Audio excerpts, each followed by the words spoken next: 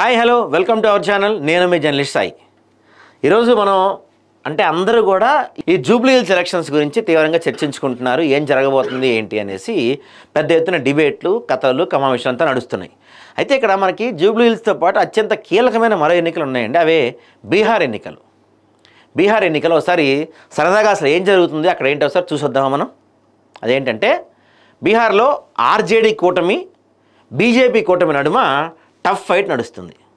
దేశంలోకెల్లా అత్యంత అవకాశవాది నితీష్ కుమార్, దాంతోపాటు మన స్కూల్ డ్రాప్అవుట్ తేజస్వి యాదవ్, వీళ్ళిద్దరి మధ్య పోరాటం అనమాట. ఇక్కడ ఆర్జేడీ కూటమి గెలిస్తే బీజేపీకి సెట్ బ్యాక్, దాని ప్రభావం దేశంలో ఇతర రాష్ట్రాలపై కూడా ఖచ్చితంగా ఉంటుంది. బీజేపీ గెలిస్తే మాత్రం ఇక కొన్నాళ్ల పాటు దేశంలో బీజేపీకి డోకా లేదండి. ముందుగా మనం ఈ రెండు పార్టీల కన్నా ముందు బీహార్లో పీకే అంటే ప్రశాంత్ కిషోర్ గురించి మాట్లాడుకుందాం. ప్రశాంత్ కిషోర్ బీహార్ కేఏ పాల్ అంటాడు అనమాట. ఫస్ట్ ఏమన్నాడంటే మొత్తం 243 స్థానాల్లో పోటీ చేస్తా, ఎవరితో పొత్తు లేదు, ఇరగదీస్తా అన్నాడు. ఏమైంది? తీరా నామినేషన్లు వేసిన తర్వాత ఒక ఇద్దరు ముగ్గురు డ్రాప్ అయిపోయారు. నామినేషన్లు వేసాక బహుశా ముగ్గురు అభ్యర్థులు అనుకుంటా అమ్మని మేము పోటీ ఏం చేయమని చెప్పి విత్డ్రా చేసుకున్నారు. ఆ స్థానాలు దానాపూర్ ఒకటి, తర్వాత బ్రహ్మంపూర్ ఒకటి, ఇంకోటి గోపాల్గంజ్ అనే ఈ 3 ప్రాంతాలు. బీజేపీ బెదిరింపులే కారణం అని ఏదో సాకు చెప్పాడు. మరో నియోజకవర్గం వాల్మీకి నగర్ అనుకుంటా జనస్వరాజ్ పార్టీ అభ్యర్థి నామినేషన్ పత్రాలు కూడా రద్దు అయిపోయాయి. సో పోలింగ్ నాటికి గట్టిగా నిలబడే వాళ్ళు ఎంతమంది ఉంటారు అనేది ఇంకా డౌటే. మరోవైపు అధికారంలోకి వచ్చినట్టే అని ధీమాతో ఉన్న ఆర్జేడీ కూటమిలో బోల్డ్ లుకలుకలు ఉన్నాయి. దీని పేరు ఇండియా కూటమి కాదండి, మహాగఠబంధన్ అని పెట్టుకున్నారు. ఇప్పుడు ఇండియా కూటమి లేదనుకుంటా కదా. సరే, ఈ గఠబంధన్ కూటమి ప్రధాన పార్టీలైన ఆర్జేడీ అంటే రాష్ట్రీయ జనతాదళ్, కాంగ్రెసే కాకుండా చిన్న చిన్న భాగస్వామ్య పక్షాలతో కూడా సీట్ల గొడవలు అవుతున్నాయి. ఇక్కడ సీట్ల పంపకాల్లో అన్యాయం జరిగిందని ఆరోపించిన జార్ఖండ్ ముక్తి మోర్చా అంటే జేఎంఎం సొంతంగా కొన్ని చోట్ల పోటీ చేస్తుంది. చివరికి ఏమనుకుందో ఏమో కానీ అసలు ఏకంగా బీహార్ నుంచి బరి నుంచి తప్పుకుంది. గిరిజనులు అధికంగా ఉన్న ఏరియాల్లో ఆర్జేడీ ఓట్లకు దెబ్బకు ఈ పరిణామం సీట్ల పంపిణీ సరిగా లేక ఆర్జేడీ, కాంగ్రెస్ ఒకరిపై ఒకరు అభ్యర్థులు నిలబెట్టుకున్నారు. వీటిని ఫ్రెండ్లీ ఫైట్స్ అంట. ఎక్కడ నిన్న ఇలాంటి ఫ్రెండ్లీ ఫైట్స్. ఇది కూటమి ఓట్లపై చాలా గట్టి ప్రభావం చూపే అవకాశం ఉంది. దీంతోపాటు నర్కటియాగంజ్, కహల్గావ్, సికింద్రా వంటి సుమారు 8 నుంచి 12 స్థానాల్లో ఆర్జేడీ, కాంగ్రెస్, సిపిఐ వంటి మిత్రపక్షాలు ఈ ఫ్రెండ్లీ కాంపిటీషన్ చేస్తున్నాయండి. ఇక రాష్ట్రీయ జనతలు అంటే ఆర్జేడీ 142, కాంగ్రెస్ పార్టీ ఒక 62, కమ్యూనిస్ట్ పార్టీలో వాళ్ళు అదే సిపిఐ ఎమ్మెల్యే ఏదో ఉంటుంది వాళ్ళకి 20 సీట్లు, విఐపి అనే పార్టీ ఉంది వాళ్ళకి 14 సీట్లు, కమ్యూనిస్ట్ పార్టీ ఆఫ్ ఇండియా వీళ్ళొక 9 సీట్లు, ఇంకొక మార్కిస్ట్ వీళ్ళొక 4 సీట్లు, ఇండియా ఇంక్లూజివ్ అనే పార్టీ 3 సీట్లు, మొత్తం కలిపి వీళ్ళు 243 స్థానాలు పోటీ చేస్తున్నారు. ఇక్కడ మహాగఠబంధన్ అంతర్గత అంటే వీళ్ళ గొడవలే వాళ్ళ నోడిచ్చేలా కనపడుతూ ఉన్నాయి. సరే, వీళ్ళతో పోలిస్తే ఎన్డీఏ కూటమి అంటే ఈ కూటమి కాస్త ఐక్యంగా, కాస్త మెరుగ్గా, కాస్త బలంగా ఉన్నట్టు కనిపిస్తూ ఉంది. ముఖ్యంగా బీజేపీ 101 స్థానాలు 101, తర్వాత ఈ జనతాదళ్ యునైటెడ్ అంటే మన ఈ పార్టీ ఒక 101, తర్వాత రామ్ విలాస్ పాస్వాన్ పార్టీ ఇది ఒక 29 సీట్లు, రాష్ట్రీయ లోక్ మోర్చా, హిందుస్థాన్ మోర్చా అనే ఆ పార్టీ అదొక ఇట్లా మొత్తం కలిపి 243 పంచుకున్నాయి. మరో కూటమి కూడా ఉందండి. అదేంటో తెలుసా?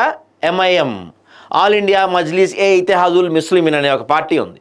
వీళ్ళు కూడా 25 మంది అభ్యర్థులు అనౌన్స్ చేశారు. AMM party, Azad Samaj party, ఇంకా ఇంకొన్ని తర్వాత ఏఎస్పీకేఆర్ అనే కొన్ని పార్టీలు వీళ్ళందరూ కలిసి ఒక జీడీఏ అంటే గ్రాండ్ డెమోక్రటిక్ అలయన్స్ పేరుతో ఇంకో కూటమి ఏర్పాటు చేశారు. సో ఒక్కసారిగా వీళ్ళు కాసేపు ఏమో 30 సీట్లు అంటారు, 64 అంటారు, 100 అంటారు, 243 పోటీ చేస్తూ ఉంటారు. ఇంతవరకు అయితే ఎటువంటి క్లారిటీ లేదు. ముఖ్యంగా ఎంఐఎం ముస్లిం జనాలు అధికంగా ఉండే సీమాంచల్, కిషన్గంజ్, పూర్జియా, అరేరియా, కటిహార్ జిల్లాలపైన టార్గెట్ చేశారు. 2020 ఎన్నికల్లో ఈ పార్టీ 19 సీట్లలో పోటీ చేసి 5 స్థానాలు గెలుచుకుంది. ఒకవేళ బీజేపీ జేడీయూ కంటే ఎక్కువ సీట్లు గెలిచి అది కూడా మెజార్టీకి దగ్గరగా లేని దాన్ని దాటితే బీజేపీ నుంచి కొత్త ముఖ్యమంత్రి రావచ్చేమో. ఏమో ఎప్పట్లా గెలిచిన సీట్ల సంఖ్యతో నిమిత్తం లేకుండా నితీష్కే పట్టం కట్టచ్చు. ఎందుకంటే మళ్ళీ ఆర్జేడీతో జటగట్టినా కడతాడు మనోడు నితీష్.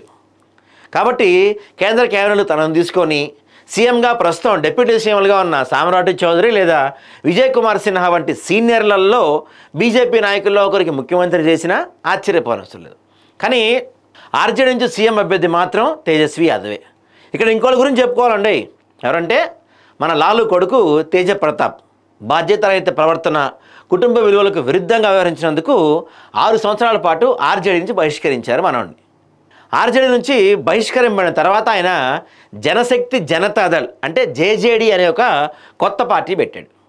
తను ప్రస్తుతం ఎమ్మెల్యేగా ఉన్న హసన్పూర్ స్థానాన్ని వదిలిపెట్టి తన కొత్త పార్టీ తరపున మహువా అసెంబ్లీ నియోజకవర్గం నుంచి మనోడు పోటీ చేయడానికి నామినేషన్ కూడా వేశాడు.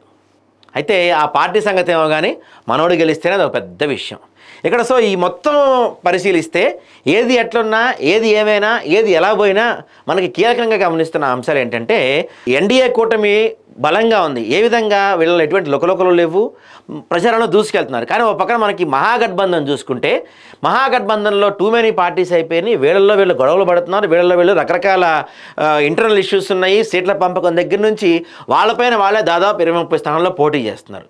సో ఇవన్నీ కలిపి మహాగఠబంధన్ గెలుపుని కొంత ప్రభావితం చేసే అవకాశం కనిపిస్తుంది. నేను తోపు అని చెప్పుకునే ప్రశాంత్ కిషోర్ నాకు తెలిసి ఒక్క సీటు కూడా గెలవకపోవచ్చు. ఎక్కడ ఆ పార్టీ అసలు మనోడే పోటీ చేయట్లేదు అనుకున్నా, అది వేరే విషయం. ఆ పార్టీ ఎక్కడ ఒక్క సీటు కూడా గెలవకపోవచ్చు. వేరే వాళ్ళ విజయావకాశాలు దెబ్బతీసేంత పరిస్థితి కూడా వాళ్ళకి లేదు. కాబట్టి ప్రస్తుతానికి యాజ్ ఆఫ్ నౌ ఉన్న పరిస్థితి చూసుకుంటే కనుక బీహార్లో బీజేపీకే అంటే ఎన్డీఏ కూటమికే ప్రజలు పట్టం కట్టే అవకాశాలు కనపడుతూ ఉన్నాయి. చూడాలి మరి ఏం జరిగిద్దో.